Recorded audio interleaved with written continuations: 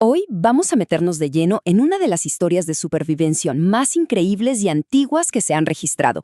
Es un relato de advertencias que nadie escuchó, de una tormenta monstruosa y de cómo el liderazgo puede surgir en medio del caos más absoluto. Todo arranca con una pregunta que lo pone todo en juego. ¿Qué pasa cuando la advertencia desesperada de un prisionero es completamente ignorada en alta mar? Bueno, los resultados son catastróficos, pero también bastante sorprendentes. Empecemos por el principio, con la primera parte de esta historia. Una advertencia ignorada. A ver, la escena es esta. Un barco que transporta prisioneros hacia Roma. Entre ellos va un hombre llamado Pablo, y quien lo custodia es un centurión romano, un tal Julio. El viaje arranca como cualquier otro, de forma rutinaria.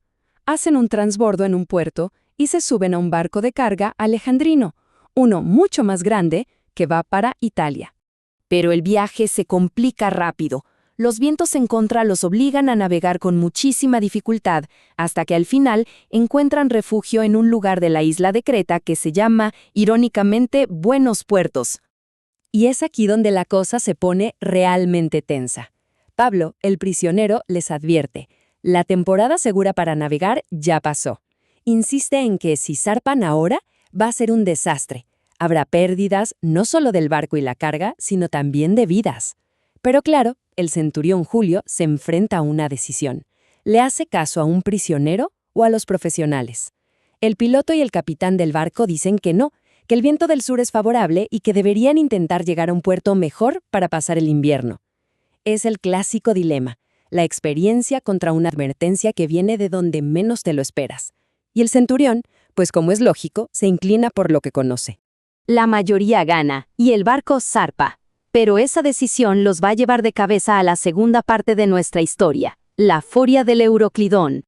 Esa suave brisa del sur que los animó a irse se convierte en nada, en una auténtica pesadilla.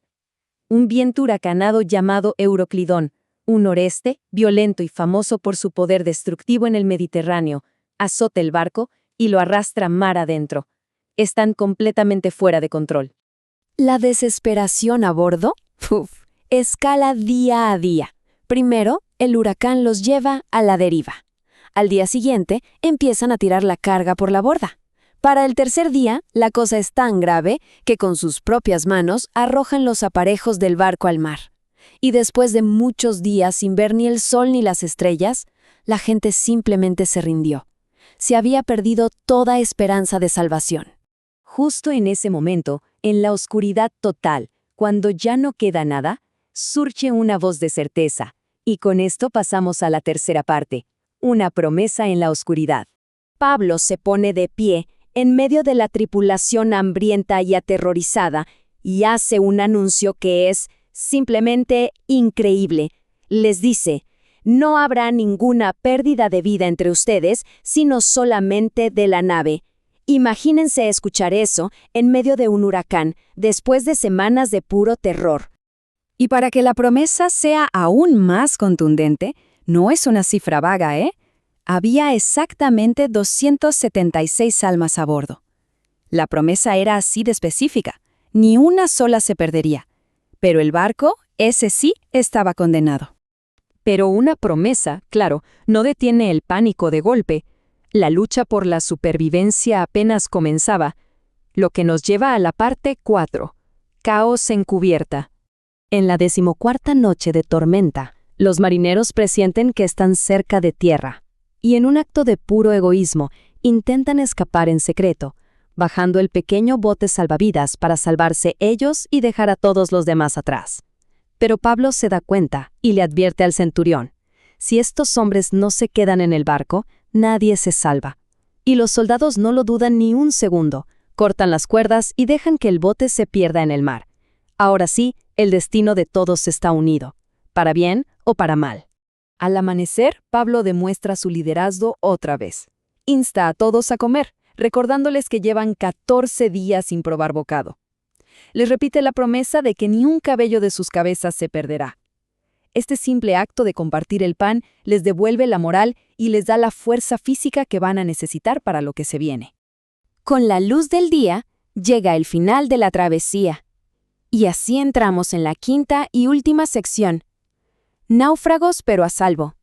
Divisan una playa e intentan llegar, pero el barco termina encallado en un banco de arena. La proa queda atascada y la popa empieza a hacerse pedazos por la violencia de las olas. Es el momento final, el más caótico de todos. Y en medio de ese caos surge un último conflicto a vida o muerte. Los soldados, siguiendo el protocolo romano, planean matar a todos los prisioneros para que ninguno escape. Pero el centurión Julio, ahora decidido a salvar a Pablo, detiene la orden. Al final, su decisión de salvar a un solo hombre, justo aquel en quien al principio se negó a confiar, termina salvándolos a todos. El resultado final es asombroso y coincide exactamente con la predicción. El barco completamente destruido, la carga perdida en el mar, pero cada una de las 276 personas llega a tierra sana y salva. La promesa se cumplió, sí, al pie de la letra. Y todo esto nos deja con una última pregunta. ¿Cómo es que una historia de hace 2000 años sobre liderazgo y supervivencia nos dice tanto hoy? Nos hace pensar en a quién escuchamos en momentos de crisis, en cómo se forja la confianza cuando todo parece perdido y, sobre todo, en la increíble capacidad del espíritu humano para resistir frente a lo imposible.